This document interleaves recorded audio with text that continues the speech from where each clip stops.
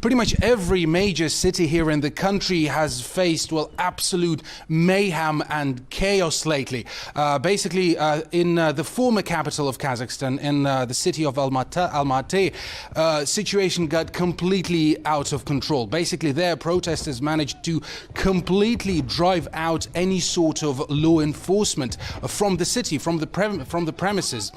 So there's no National Guard, there's no police, no anything. There also, we've seen reports that they may have disarmed some of the soldiers, some of the police officers as well, so they may have access to actual guns with live ammunition, which is a very scary development given that it's a city of millions with absolutely lawlessness, with an absolute state of lawlessness and not a single policeman on the ground. According to the latest reports that we have received here, they have already, marauders, they have begun looting and ransacking ATMs.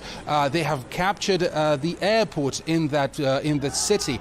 So basically, we were supposed to get there, but our flight has been, well, formally delayed. But in all fairness, all flights to that town, they have been cancelled, and cities, they have been shutting down one by one due to all the mayhem and chaos. Because Almaty is far from the only city that has faced such brutality on the side of, well, I guess both sides.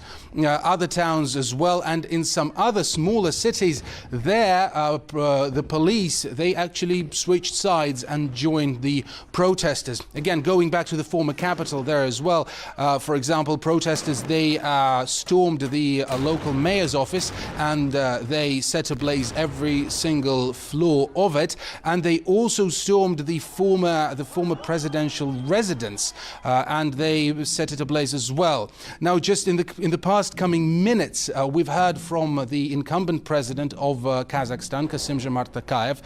He addressed the nation, and he has essentially promised a more firm response from here on out. He has promised that he will use more force to quell the unrest here, to quench it, so to speak, because so far, basically, the protesters, it all started as a protest against a hike in liquid gas prices, but it very quickly escalated into something very basic, into something more bold and blatant. The protesters have been demanding a complete reshuffle of power. They've been demanding the president steps down. They've been calling for an end of oligarchy and corruption. So again, very bold demands. And until recently, the government has been very understanding, I could say, and they have been taking very, well, rather sizable steps towards giving an olive branch to the protesters. Like just yesterday, the president dismantled the government and began a process of, for example, of forming a new interim one. And there have been a bunch of other measures like bringing the prices of liquid gas and other petrol down. But all of that has failed to resolve the situation here. And from what we've seen today, things have only turned worse.